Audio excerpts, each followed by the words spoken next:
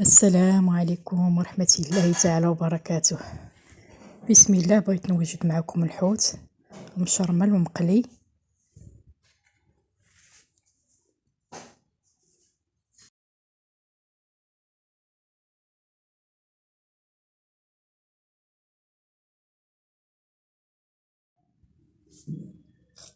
كناخدو الحوت كنقيولو داك القشور،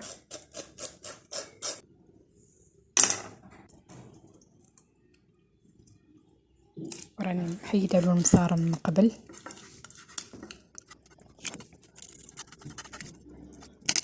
دابا غنحيدلو غير داك الجليده الرقيقه وداك الدم اللي كيكون فيه. غادي نغسلو مزيان.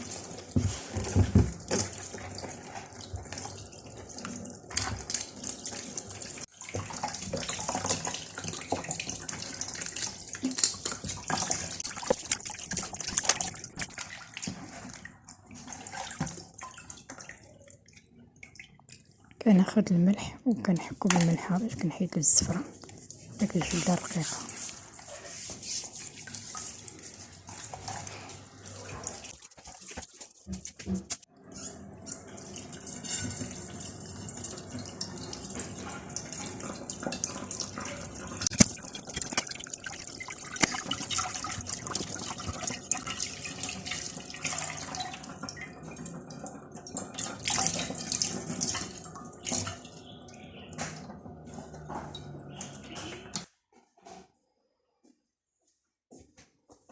بسم الله، ندوز باش نقطع الحوت القدر اللي بغيت انا، والقياس كما كتشوفوا بهذه الطريقه هذه كنقطعو.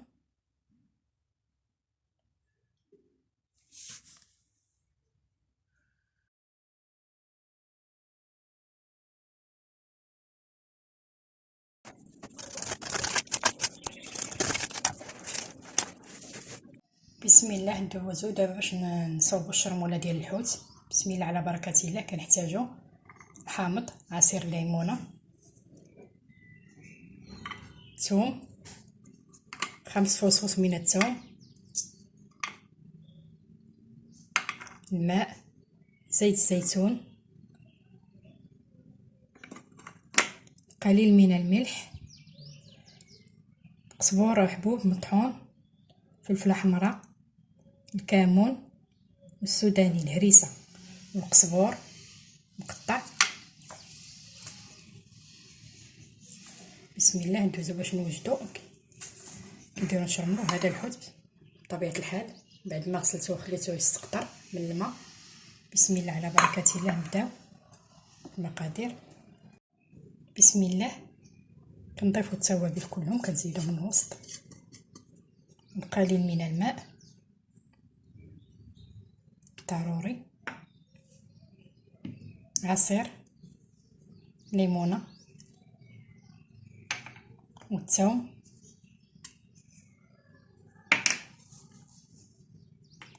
وزيت الزيتون. نخلطو جيدان.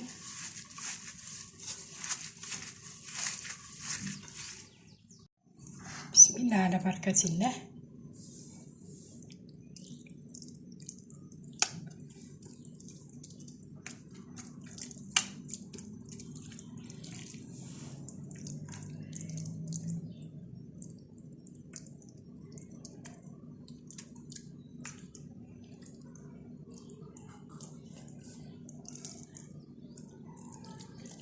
ان الحوت كيبغي الشرموله تكون قاصحه، ما تكونش جاريه، خفيفه باش ما كيطيحش منه الشرموله.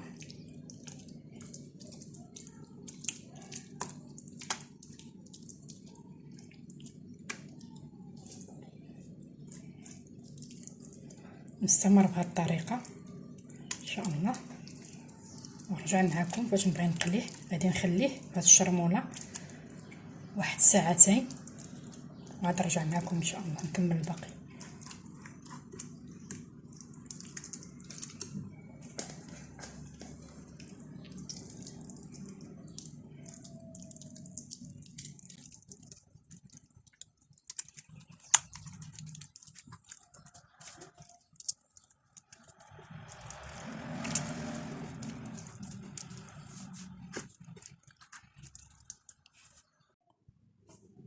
وبسم الله. دابا ندوزو باش نقليو الحوت. كناخدو الدقيق الفورس كما كتشوفوا، كنضيفوا له الفلفل الاحمر والملح، قليل من الملح، وغادي نبداو نقليو السمك ان شاء الله. السير ديال هذا الفلفل الاحمر والملح باش كيعطي القرمشه واللون احمر. بسم الله. كناخذ مقلاة وكنوضع فيها الزيت، دارها فوق النار تسخن. دابا ندوزو بسم الله باش نصوبو الحوت في الدقيق السمك بهذه الطريقه هذه. كنفندوه في الدقيق ولكن كنخليو الزيت حتى كتسخن مزيان.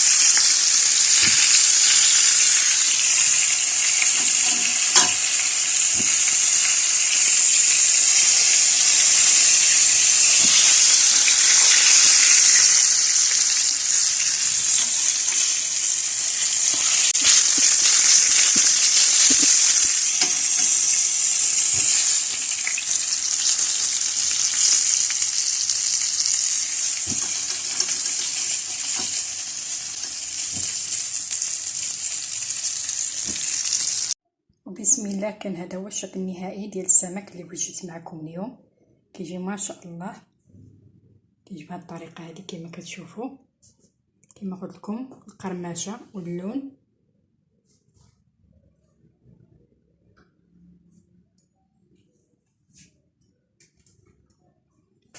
غديوتي هي هذه شليضه ديال البصله والفلفله ومطيشه والبصاره ديال الفول زيت الزيتون. والسلام عليكم ورحمه الله تعالى وبركاته. وهادو الرغيفات ما قلت لكمش، هادو الرغيفات ديال الشرموله اللي كتبقى